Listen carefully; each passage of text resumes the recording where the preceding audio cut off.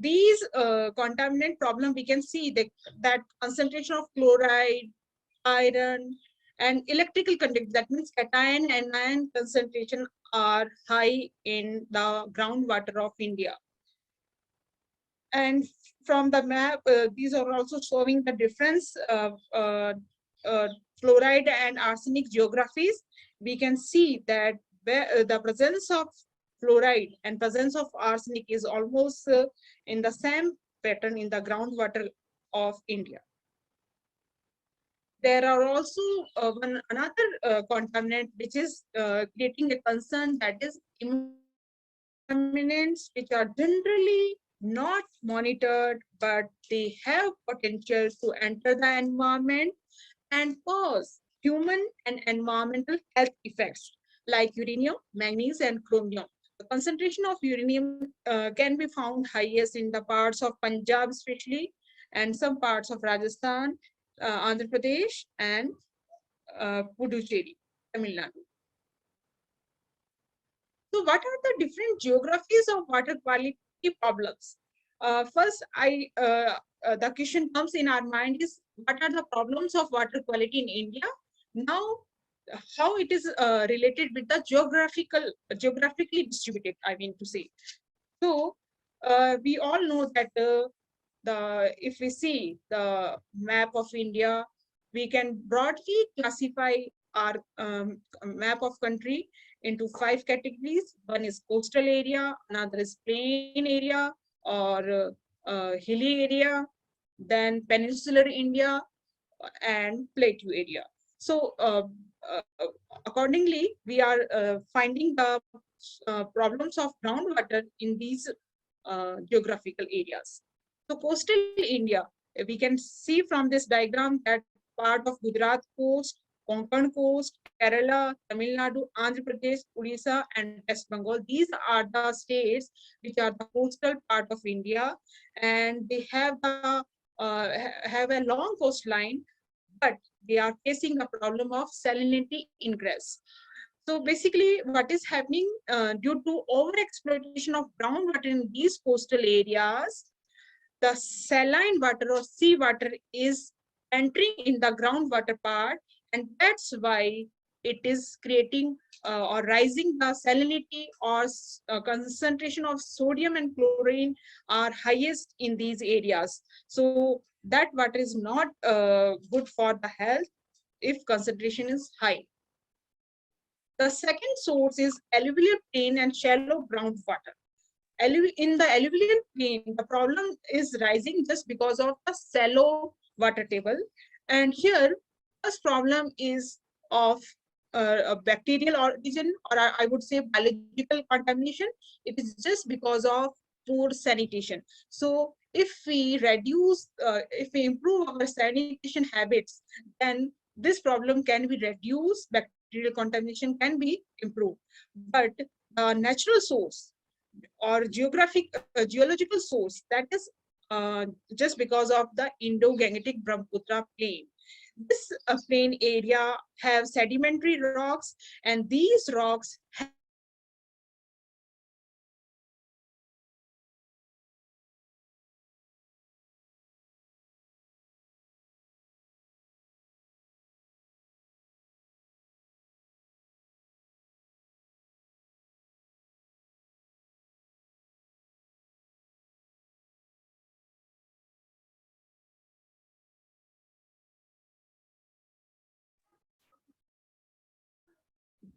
Ma'am, we can't hear you.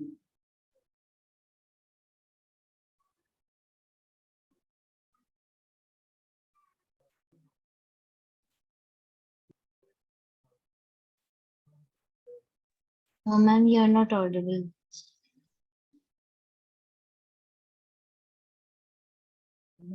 Leela ma'am, we can't hear you. Yes, I think, thank you for that confirmation, everyone. Leela ji, we are not able to hear you. and use of chemicals like fertilizers. Leela ji, Yes. can you hear me? Yeah, I am hearing, sir. Yes, there was a lag, so we were not able to hear you for some time. Participants were messaging in the chat box. I think could you repeat from Hills the slide and then we can go. From the hills, sir? Yes. Yeah, sure, sir. It might be, sir, a network issue, I think.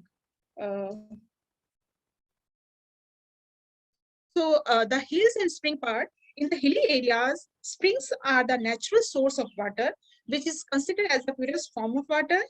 But due to human intervention, the land use of these spring sheds have been changed, and along with that, poor sanitation, as well as use of chemicals like fertilizers and pesticides. Ma'am, sorry to interrupt you. Yeah. Can you start from the second this thing, alluvial plains and shallow groundwater? There where your went from on to do. alluvial plain? Yes, Yeah, ma'am. sure. Yes, ma'am. Yeah, sure, Thank sure. As we know, alluvial plain have sedimentary rocks, okay? And here, I will talk about the natural source as well as human-induced sources. Here, the natural source is geogenic, which is, and the problem is of arsenic. Due to sedimentary rock, the presence of arsenic, which is present in the sedimentary rock, over a period of time, this arsenic is get dissolved in groundwater and become part of the water. And due to over concentration of the high concentration of arsenic in the water, it is creating a troublesome situation. Second reason is due to climate change. I would say the floods are frequently coming, and due to floods, the water is getting contaminated. And here, a high concentration of iron. And third source is that is biological contamination. This is coming in the alluvial plain area just because of shallow water table. The water table is very low, due to which if we have the poor sanitation habits, then definitely we might have contamination of bacteria or viral infections. So we can, but it can be controlled, but natural sources are very difficult to control. The third geographical part of India is the hilly area, or I would say mountain area, and especially the Himalayan part, which here the major source of water is springs. And these springs, uh, the quantity of these springs are reducing day by day, which are impacting the rivers, and even they may cause desertification in the plain areas.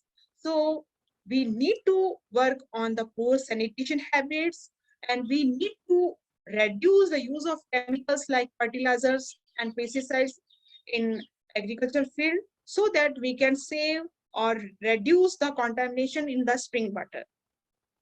So this is the map showing the Himalayan area having the sources of spring water. And the study is taken from the down-to-earth desertification of Himalayas. Now, fourth part is our peninsular India, the part of India where the land is covered for 3 sides from the water. Here, we will find the granite rocks, and these rocks have very high content of fluoride, which over a period of time get dissolved in water and become part of even of water. So basaltic rock and granite rock both have content of fluoride, and that's why we can see the fluoride problem very common in South India. Second reason is the separation of rocks, part of rock which is separated from fractures or from anything, that is called a fractured area. These through these fractured areas, the pathogens can travel and further transmit to another part. It can infect the water or the soil system or any other system. So these are also concern issue. And third reason is the high aridity. Due to high arid conditions, some minerals, due to evaporation process, these minerals are get concentrated highly in the water systems. So this is the Telangana's fluoride map in the form of 4011. These are the values showing the concentration of fluoride in parts of coastal parts of South India. And the last feature or last geographical part of India is the northwestern India, or I would say northwestern plain area of India. Here the problem basically is of high salinity as well as high fluoride concentration, especially we can see in the parts of Rajasthan, Punjab, and Haryana and Gujarat. But they are also facing the problem of emerging contaminants like uranium, which is especially can be seen in the Punjab part. This is the map, uranium map of Punjab, showing high concentration of uranium in Punjab. This is the latest study. So we have seen that, yes, like different geographies, the contamination is also different. So what has disturbed these geographies further? So if we can see that these are the natural sources, but yes, we are also playing major important role to disturb the geographical parts of our country and their water resources. The first reason is groundwater overexploitation. If we know that overexploitation of resources will definitely affect, but in rural area, the major source of irrigation is groundwater. And due to overexploitation of this groundwater, we are facing the problem of groundwater contamination in different forms. And this map is showing how groundwater is overexploited. The red area is showing overexploitation. So parts of Gujarat,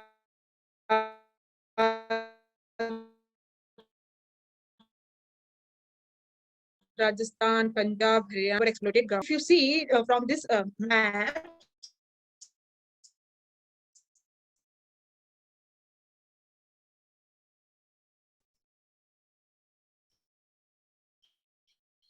there are two maps. First is showing acute from 2002 coverage, which is a map is showing how change in sanitation can improve the acute diarrheal cases. How it is happening? Basically, it is a paper which was published in Nature in 2019, and it is based on the nighttime light, which is indicator of urbanization, and it is hazards. So from this map, we can say that from 2002 to 2017, the fecal coliform bacteria concentration in groundwater decreased, and in the same pattern, there was a decrease in acute diarrheal cases. So, sanitation and water quality improvement are caused and impacted by urbanization and land use change. So this is very important that we need to manage our waste so that we can improve our sanitation habits. Third major source of groundwater contamination is industrial and mining waste. And these industries are basically, they are releasing the chemicals in the water bodies, and through mining activities, the mine waste, even the acid mine drainage problem, or the leaching of the waste, these are the problems which are coming day by day and increasing, and due to which metals and other chemicals like asbestos, uranium, bauxite, coal, limestone, they are coming out and creating troublesome situations. So from the study, it was found that there are at least 15,000, more than 15,000 illegal mining is happening. We are unable to control that mining. And from that, how much mining waste is generating, and that are depleting our, I would say they are contaminating our groundwater resources and other water resources. Even soil is also affected from the industrial and mining waste. And the fourth reason of the changes in these disturbances is climate change, and which is further affecting our ecosystem and the health of the earth. As we know that due to climate change, temperature is increasing day by day. We are all very well aware about it. And this fluctuation in extreme weather events due to climate change, they are creating seasonal changes in the floods, droughts. These are frequently coming, but simultaneously, dry period is increasing due to temperature rise, and that is helping to emerge new pathogens. We have seen the COVID-19 case, which have spreaded due to climate change. You can see this image, which is the image of New Delhi metallo-beta lactamase bacteria, NDM1 bacteria. This is basically and due to overuse of antibiotic drugs, they are emerging and they are creating a big troublesome situation for us, and they have become a healthcare challenge worldwide. So new pathogens are spreading. We need to control that, but technology and cholera and few groundwater problem like salinity is increased just because of high temperature. So the next question comes in our mind is, what should water quality management should focus upon? And would the Jal Jeevan mission be faced with too many of these water quality problems? So the water quality management course should be focused on the water quality monitoring. So I am giving you information about the institution who are playing major role in water quality monitoring. These are the Ministry of Jal Shakti, which is working on drinking water programs. Ministry of Jal Shakti have also Central Groundwater Board, and then Central Pollution Control Board, which is under the Ministry of Environment, Forest and Climate Change. There are state level agencies too of either of Central Groundwater Boards or State Pollution Control Board, and many NGOs are also working in this direction. Groundwater level, if you see this map of India showing the monitoring station, it was the data of March 2020, we can find that more than 23,000 monitoring stations are there, and out of which 16,500 are open duct wells. So what is the difference between the open duct wells and piezometer? Open duct wells have depth of 12 to 15 meters, while the piezometer have depth of 50 to 300 meters. And piezometer is used, it is actually man-made value, we can say. It is used to measure groundwater pressure, which helps to find out the depth of groundwater up to which we can take the water. So these are the institutions who are working. Now comes in the mind, is this water quality data collection network sufficient for India? And what is the impact of water quality on India? If we see that data, we can say, no, these data are not sufficient for us. We need to improve. We need more stations so that monitoring can be done and contamination can be reduced. So what is the impact of poor water quality on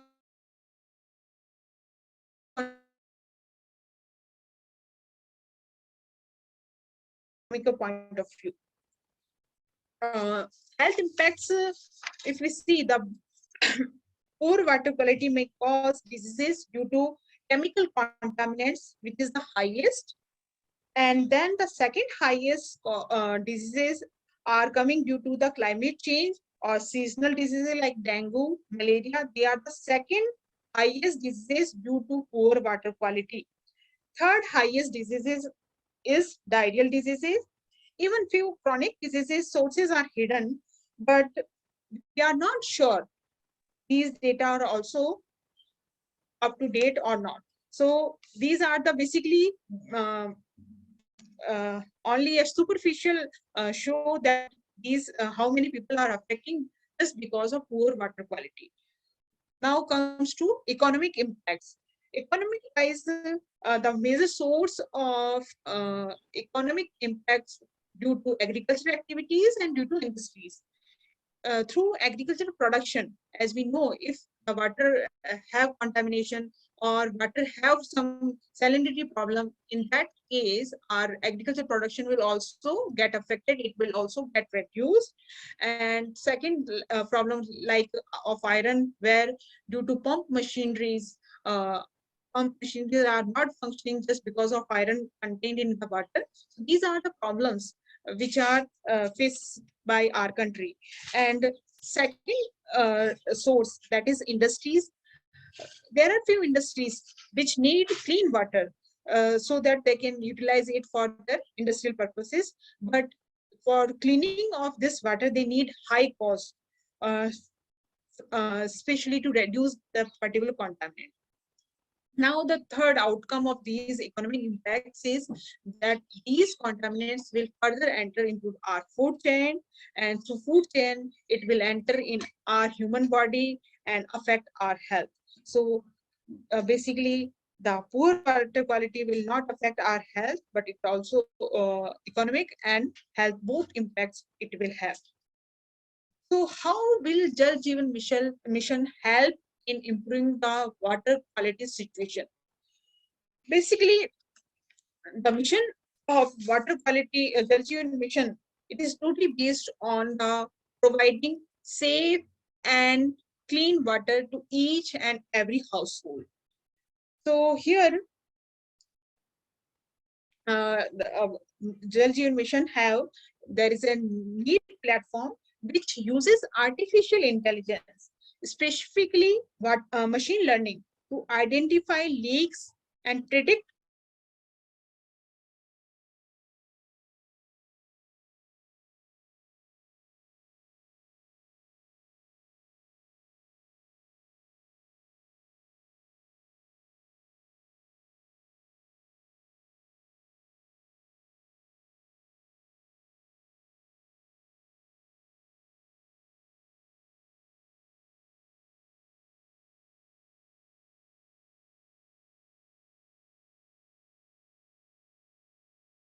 Jal Jeevan mission have at the village level, we have VWSC, that is Village Water and Sanitation Committee. This committee works to monitor the water, to surveillance the water, so that they can find out if their water is having any problem or not. And we need to strengthen this community so that we can improve our water quality. And in this category, if women are participating more, that means they have a very crucial role. Even it is said that they are the rock foundation of Jal Jeevan mission.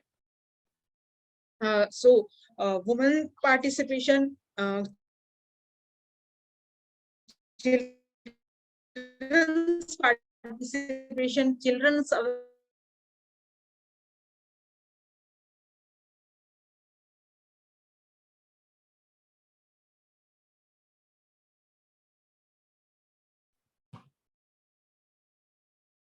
Ma'am, you're not audible, ma'am.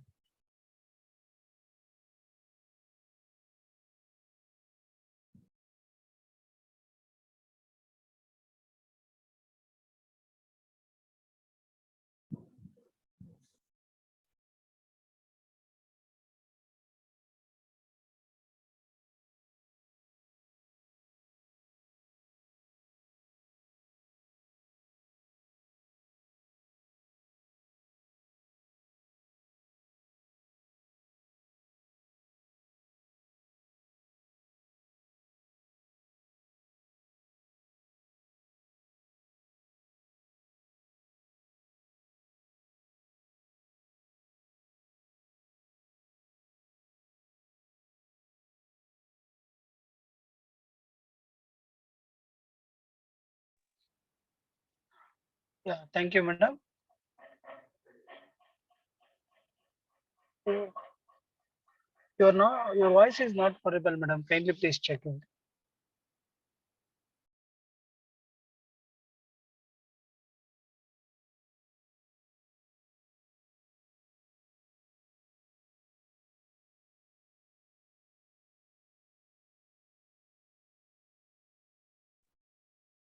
Hi everyone. So yes, we are having some issue reaching out with Leela ji here. So let us wait for some time, and then we hope that she's back soon. And she's almost at the end of the end of her presentation. And I noticed that her screen is stuck, so we'll wait for some time. And meanwhile, if you find any questions that you want for Leela ji, please put down in the chat. If you have any questions, please put down in the chat box.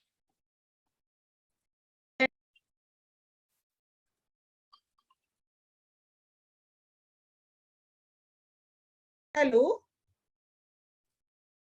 Leela ji, we were just lost you again because of the network issue. Okay, sir. I thought it is problem from my side. So yes, you were, I think, at the final slide. You can go ahead and conclude. Yeah, sure, sir. And if there is a network issue, we can switch off the video and then you can continue. Yeah, I have switched off, sir.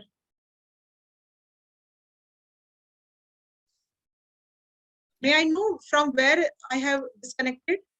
Yeah, anyone would like to mention from where? Yeah, just go to the previous slide, madam. I think 29. 28 you finished it. 29th slide you can go. Yes, yes, 29. Slide number 29. So 29, yes. Okay, 29. 29. Okay.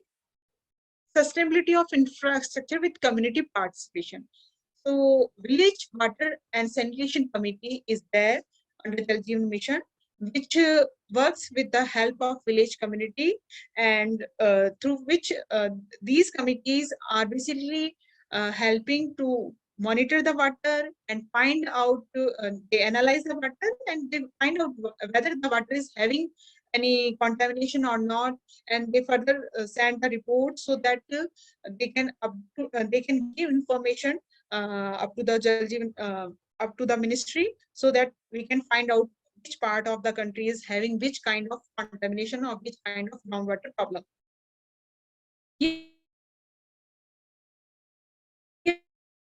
The role of women, and basically you can make them more aware so that they can, because in general we say that women and water both are very much interconnected to each other, they are utilizing more. So here the participation of women in Jal Jeevan Mission is very important, and they can sustain these water quality monitoring stations and water treatment plants, and their participation will definitely improve the quality of water. So better water quality management can be achieved through the help of women, through the help of village water and sanitation committee, and through which we can achieve, basically the Jal Jeevan Mission can achieve the uh, adequate supply and better quality of water to each and every household in a sustainable manner. This is all from my side. Thank you. If you have any questions or doubts, you can ask me.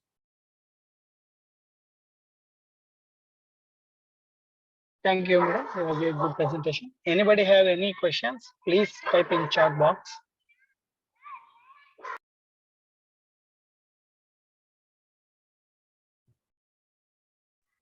We have time for 2 or 3 questions. Kindly, if you ask any doubt, please ask in chat box.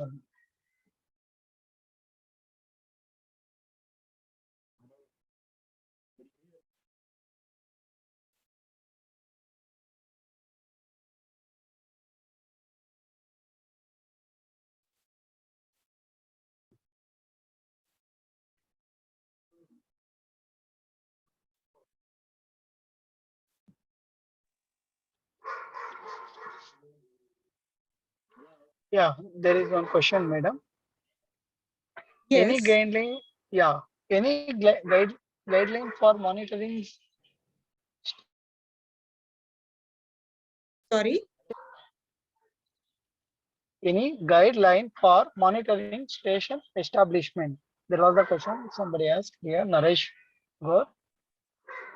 Okay. Any guideline? Yeah, any guideline for Yeah, there is. monitoring? Yeah. There is a guideline. It is mentioned in the Jal Jeevan Mission. They have given the guideline how and how you have to establish monitoring stations, and accordingly they the government's village level at the village level government helps to establish the water quality monitoring station. Guidelines is mentioned there. Ma'am, I also have a question. I wrote it in the chat box. It's should I read it to you? Yes, sure. Basically, I just want to know that what is the key difference between VWSCs and VDCs? VDC, may I know the full form of VDC? It's Village Development Committee. So I've heard about VDC, but not about Okay, okay. VWSC. Actually, VWSC is about the village sanitation, and it is totally working on the water quality monitoring. So their target is to provide safe and hygienic water to each and every household of village area. While village development committee is totally entirely different, it is economical and social development work. Oh, Can be okay. So that water okay, can be okay. part of it, but not other things. Okay, so in VDC, water can also be a part, but in Yes. VWSC, they mostly focus on water On and water, sanitation. yes, yes, yes. Okay, okay. Thank you so much, ma'am. Also, Welcome. thank you for the presentation.